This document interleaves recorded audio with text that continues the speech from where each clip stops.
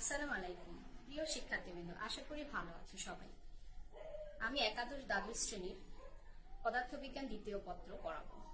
দ্বিতীয় পত্রের দ্বিতীয় অধ্যায় স্থির তড়িৎ থেকে শুরু করব। স্থির তড়িতে সবার প্রথম যে বিষয়টি সেটা হচ্ছে আদান। আদান কি? দুটি বস্তুর ঘর্ষণের ফলে এক বস্তু থেকে ইলেকট্রন আরেক বস্তুতে স্থানান্তরিত হয়। ইলেকট্রনের এই বৈশিষ্ট্যমূলক ধর্মই হচ্ছে আদান। এখন আমরা আদানের কোয়ান্টাম বা চার্জের কোয়ান্টাম কি বা আদানের কোয়ান্টাম ব্যাখ্যা করব। এভাবে প্রশ্নটা যদি আসে, এটা অনুধাবনের জন্য আসতে পারে। তো আমরা শুরু করি। কোন বস্তুর সর্বমোট আদান একটি নির্দিষ্ট ন্যূনতম মানের পূর্ণ সংখ্যা গুণিত। ইলেকট্রনের আদান হচ্ছে একটি নির্দিষ্ট ন্যূনতম মান। ইলেকট্রনের আদান যদি ই হয়, তাহলে কোন বস্তুর মোট আদানকে যদি আমরা কিউ দ্বারা প্রকাশ করি, তাহলে কি ইকুয়াল টু আমরা লিখতে পারি এন ই। এখানে এন হচ্ছে ধনাত্মক বা ঋণাত্মক পূর্ণ সংখ্যা। যেমন এন হতে পারে 0 প্লাস মাইনাস 1 প্লাস মাইনাস 2 ইত্যাদি ইত্যাদি। কোন বস্তুতে আদানের মান নিরবিচ্ছিন্ন হতে পারে না, আদান বিচ্ছিন্ন মানের হবে। যেমন 15e বা -7e। 15 এবং -7 পূর্ণ সংখ্যা, কিন্তু 4.56e হতে পারে না। 4.56 হচ্ছে ভগ্নাংশ মান। আচ্ছা, এই পর্যায়ে আমরা কুলম্বের সূত্র করব। কুলম্বের সূত্র ব্যাখ্যা বা বিবৃতি করো এভাবে যদি আসে, তাহলে আমরা প্রথমে সূত্রটা লিখব। সূত্রটা হচ্ছে নির্দিষ্ট মাধ্যমে দুটি বিন্দু আদানের মধ্যে ক্রিয়াশীল আকর্ষণ বা বিকর্ষণ বলের মান আদানদ্বয়ের গুণফলের সমানুপাতিক, এদের মধ্যবর্তী দূরত্বের বর্গ ব্যস্তানুপাতিক, এবং এই বল আদানদ্বয়ের সংযোজন সরলরেখা বরাবর ক্রিয়া করে। আচ্ছা, এই সূত্রটা আমরা এভাবে ব্যাখ্যা করতে পারি। সেটা হচ্ছে এ এবং বি দুটি বিন্দু যদি হয়, এই বিন্দুতে Q1 আদান এবং বি বিন্দুতে Q2, এই দুটি বিন্দু আদান হতে হবে, বিন্দু আদান, এবং একটা নির্দিষ্ট মাধ্যমে হতে হবে। এবং এই এ এবং বি এর মধ্যবর্তী দূরত্ব, চার্জ বিন্দু আদানদ্বয়ের মধ্যবর্তী দূরত্ব হবে ডি।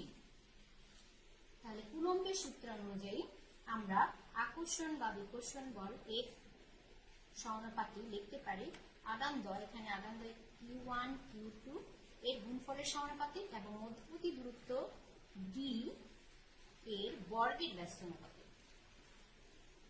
বা আমরা এফ সমান সমান লিখতে পারি সমানুপাতিক চিহ্ন উঠিয়ে দিয়ে সি Q1 Q2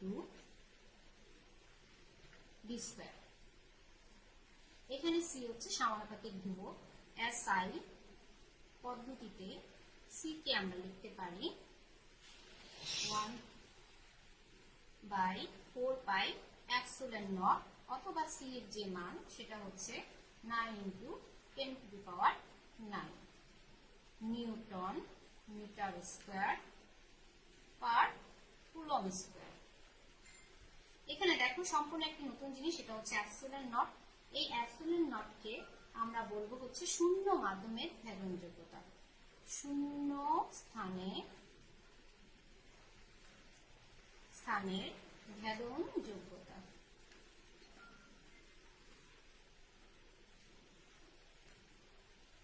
আর এই এপসিলন নটের মান হচ্ছে 8.854 × 10⁻⁻12 coulomb square per newton per metre square. তাহলে শূন্য স্থানের ক্ষেত্রে কুলম্বের সূত্রটি কি হবে? F = আমরা সি এর পরিবর্তে লিখতে পারি 1/4 epsilon naught Q1 Q2 D square. এটা হচ্ছে শূন্য স্থানের ক্ষেত্রে। যদি শূন্যস্থান না হয়ে অন্য কোনো মাধ্যমের ক্ষেত্রে হয়, তাহলে সেটাকে আমরা এফ এর পরিবর্তে লিখব এফ এম সমান সমান 4 পাই এপসিলন নট এর পরিবর্তে লিখব এপসিলন আর Q1 Q2 by V square. তাহলে কুলম্বের সূত্র এখানে আমরা দুটো পেলাম, একটা হচ্ছে শূন্য মাধ্যমের ক্ষেত্রে আর একটা হচ্ছে অন্য কোনো মাধ্যমের ক্ষেত্রে। আচ্ছা, এখানে আমরা এফ অনুপাত এফ এম সমান লিখতে পারি কে। এখানে কেও একটি সমানুপাতিক ধ্রুবক, এই কে কে আমরা বলতে পারি তড়িৎ মধ্যমাঙ্ক বা পরাবৈদ্যুতিক ধ্রুবক।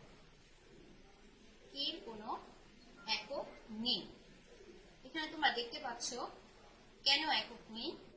এখানে এফ হচ্ছে শূন্য মাধ্যমের ক্ষেত্রে দুটি আধানের মধ্যবর্তী বল, আর এফ এম হচ্ছে অন্য কোনো মাধ্যমে দুটি আধানের মধ্যকার বলের অনুপাত। দুটি একই জাতীয় রাশির অনুপাত এর একক হয় না। আচ্ছা, এখন এই এফ এবং এফ এম এর মান যদি আমরা এখানে বসাই তাহলে আমরা পাবো এপসিলন বাই এপসিলন নট সমান সমান কে। এফ এবং এফ এম এর মান আমরা এখানে বসি, তাহলে এপসিলন বাই এপসিলন নট। দেখো কে আমরা দুভাবে পাই, একটা হচ্ছে শূন্য স্থানে দুটি আধানের মধ্যকার বল, আর একটা হচ্ছে অন্য কোনো মাধ্যমে দুটি আধানের মধ্যকার বলের অনুপাতকে আমরা তড়িৎ মাধ্যমাঙ্ক বা পরাবৈদ্যুতিক ধ্রুবক বলি। আবার এখানে আমরা বলতে পারি, আমরা জানি এপসিলন হচ্ছে মাধ্যমের ভেদন যোগ্যতা, তাহলে এটা হচ্ছে অন্য কোনো মাধ্যমের ক্ষেত্রে মাধ্যমের ভেদন যোগ্যতা, আর শূন্য মাধ্যমের ক্ষেত্রে মাধ্যমের ভেদন যোগ্যতার অনুপাতকেও আমরা পরাবৈদ্যুতিক ধ্রুবক বলতে পারি। তাহলে আমরা পরাবৈদ্যুতিক ধ্রুবক বা তড়িৎ মাধ্যমাঙ্কের দুটি সংজ্ঞা এখান থেকে পাই। আচ্ছা, তাহলে আমরা এই সমীকরণটা লিখতে পারি। দেখো এপসিলন ইকুয়াল টু হচ্ছে epsilon naught K. Epsilon equal to epsilon naught K কে আমরা যদি এই সমীকরণে বসাই তাহলে পাবো এফ এম ইকুয়াল টু হচ্ছে 4 pi epsilon naught K Q1 Q2 by V square. তাহলে আমরা epsilon equal to epsilon naught K এর মানটা যদি বসাই তাহলে কুলম্বের সূত্র হবে Fn equal to 4 pi epsilon naught K Q1 Q2 by V square. বায়ুতে বা শূন্য স্থানে এর মান হলো 1.0005 বা আমরা কে 1 ধরতে পারি। এখন আমরা কুলম্বের সূত্রের ভেক্টর রূপ দেখব। ভেক্টর রূপ, আচ্ছা, এফ মানে বল ভেক্টর রাশি, এজন্য এফ এর উপরে ভেক্টর চিহ্ন দিয়েছি আমরা। 1/4 পাই এপসিলন নট কে আমরা আসলে এই সমীকরণটা ব্যবহার করছি Q1 Q2 by V square. U একক ভেক্টর আনবো, তাহলে এটা কুলম্বের সূত্রের ভেক্টর রূপ হয়ে যাবে। এখানে ইউ একক ভেক্টর হচ্ছে আধানদ্বয়ের সংযোজক সরলরেখা বরাবর একটি একক ভেক্টর। এই ইউ একক ভেক্টরকে আবার আমরা এভাবে লিখতে পারি ডি ভেক্টর বাই ডি। একক ভেক্টরের সংজ্ঞা থেকে আমরা জানি একক ভেক্টর সমান সমান একটি ভেক্টর রাশি এবং তার মান দিয়ে ভাগ করলে তার দিকে একটি একক ভেক্টর পাবো। তাহলে কুলম্বের সূত্রের ভেক্টর রূপটি দাঁড়ায় 1/4 পাই epsilon naught K Q1 Q2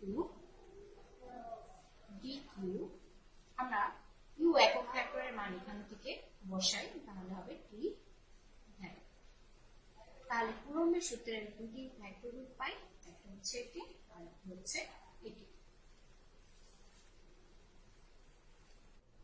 যখন এ ধনাত্মক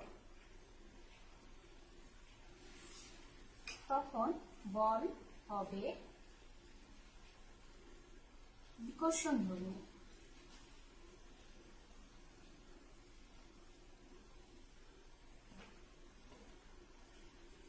যখন ঋণাত্মক বল হবে আকর্ষণ ধ্বনি।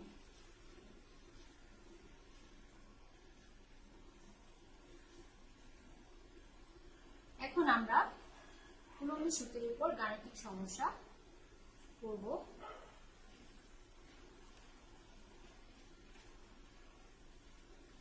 ধরি দুটি পয়েন্ট, একটিতে 3 কুলম্ব এবং আরেকটিতে -2 কুলম্ব চার্জ রাখা আছে এবং এদের মধ্যবর্তী দূরত্ব 100 মিটার। এই ক্ষেত্রে কুলম্ব বল বা আকর্ষণ বা বিকর্ষণ বল F বের করো। তাহলে আমরা দেখি যে চার্জ একটি +3 কুলম্ব আর একটি -2 কুলম্ব দেওয়া আছে, মধ্যবর্তী যে দূরত্ব 100 মিটার দেওয়া আছে। তাহলে আমরা কুলম্বের সূত্র থেকে পাই F =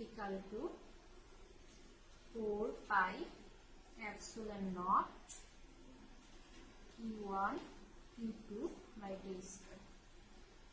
সবগুলো মান দেওয়া আছে, আমরা আগেই পড়েছি 1/4 পাই এপসিলন নট হবে 9 × 10⁹। Q1 হচ্ছে 3, Q2 হচ্ছে -2। আমরা এখানে +2 বসাতে পারতাম। আচ্ছা, আমরা যা আছে তাই বসালাম -2। d এর মান হচ্ছে 100 স্কয়ার। ক্যালকুলেশন করে আমরা যেটা পাবো সেটা হচ্ছে -5.4 × 10⁶ নিউটন। আচ্ছা, আমি বলেছি যে এখানে মাইনাস যদি নাও বসাতাম তাহলে প্লাস আসতো, কিন্তু এখানে মাইনাস বসাতে মাইনাস হয়েছে। দেখো, আমরা আগেই বলেছি ধনাত্মক হলে বিকর্ষণ ধ্বনি হবে আর ঋণাত্মক হলে আকর্ষণ ধ্বনি হবে। যেহেতু এখানে আমাদের মাইনাস এসেছে, তাহলে এই বল হচ্ছে আকর্ষণ। ঋণাত্মক ধ্বনি হলে আকর্ষণ ধ্বনি হবে।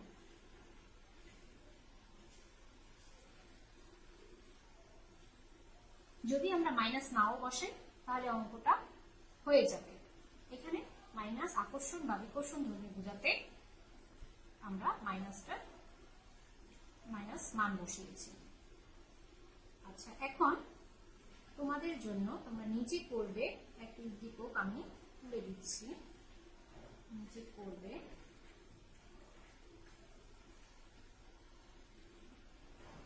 দুটি পয়েন্ট নিলাম, একটি পয়েন্টে কিউ চার্জ,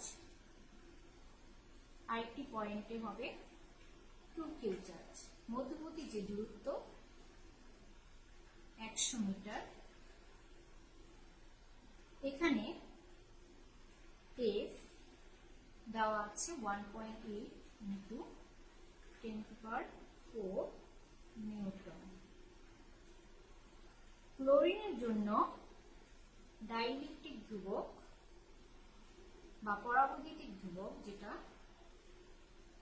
ক্লোরিনের জন্য K = 2। তাহলে এক্ষেত্রে আমাদের চার্জের মান বের করবে। তো তোমরা অবশ্যই এটা করার চেষ্টা করবে।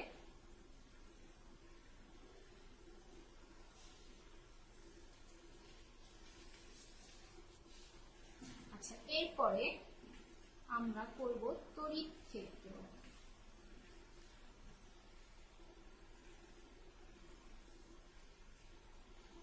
তড়িৎ ক্ষেত্র কি? একটি আহিত বস্তুর চারিদিকে যে অঞ্চলব্যাপী তার প্রভাব বজায় থাকে বা কোনো আহিত বস্তু আনা হলে সেটি যে আকর্ষণ বা বিকর্ষণ বল লাভ করে সেই অঞ্চলকেই আমরা বলবো ওই আহিত বস্তুর তড়িৎ ক্ষেত্র। আচ্ছা, তো আমরা একটু ব্যাখ্যা করি। এখানে +q চার্জ রাখা আছে, ফলে এই চার্জিত বস্তুর কারণে এখানে একটা অঞ্চলে তড়িৎ ক্ষেত্র সৃষ্টি হবে এবং এই তড়িৎ ক্ষেত্রের মধ্যে যদি আমরা আরেকটি পজিটিভ কিউ চার্জ আনি তাহলে সেটি আকর্ষণ বা বিকর্ষণ বল লাভ করবে। তার মানে এই অঞ্চলে তড়িৎ ক্ষেত্র আছে।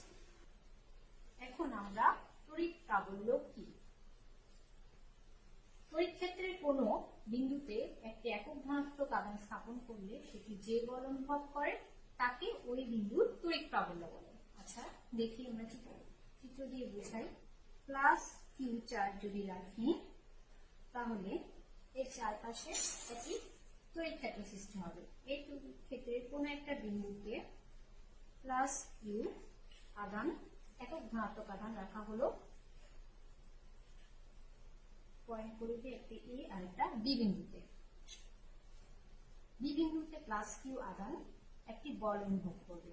আকর্ষণ না বিকর্ষণ? আমরা জানি সমমেরু চার্জ পরস্পরকে বিকর্ষণ করে। তাহলে দুটি সংযোজন করার পর বিকর্ষণ করবে হচ্ছে বিপি বরাবর। কোন বরাবর? বিপি বরাবর।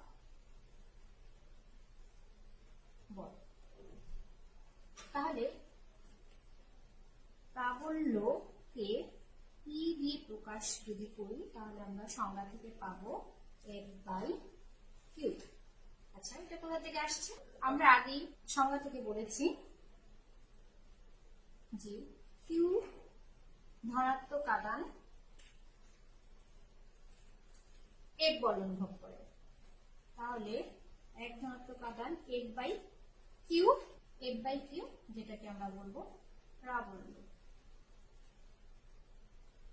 আচ্ছা, ক্ষেত্র সৃষ্টিকারী আধানটা যদি পজিটিভ না হয়ে নেগেটিভ হতো, তাহলে যদি একটি একক ধনাত্মক আধান রাখা হতো তাহলে কি হবে? আমরা এখানে আগেই বলেছি সমমেরু চার্জ পরস্পরকে বিকর্ষণ করে, সেটি বিপি বরাবর। এখানে বিপরীত মেরু চার্জ পরস্পরকে আকর্ষণ করবে। তাহলে কোন বরাবর আকর্ষণ করবে? তো যদি এ হয় আর যদি বি হয় তাহলে আমরা বলবো এক্ষেত্রে আকর্ষণ হবে বি এ বরাবর।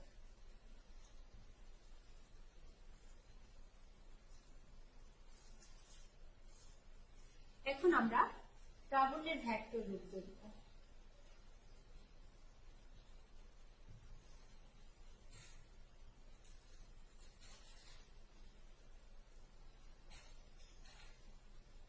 আচ্ছা, ই ভেক্টর সমান সমান এ টু যেহেতু ভেক্টর রাশি, এটা হচ্ছে প্রাবল্যের ভেক্টর রূপ। আসলে এফ এর দিকই হবে হচ্ছে ই এর দিক। আবার উল্টো ভাবে বলতে পারি ই এর দিকই হবে এফ এর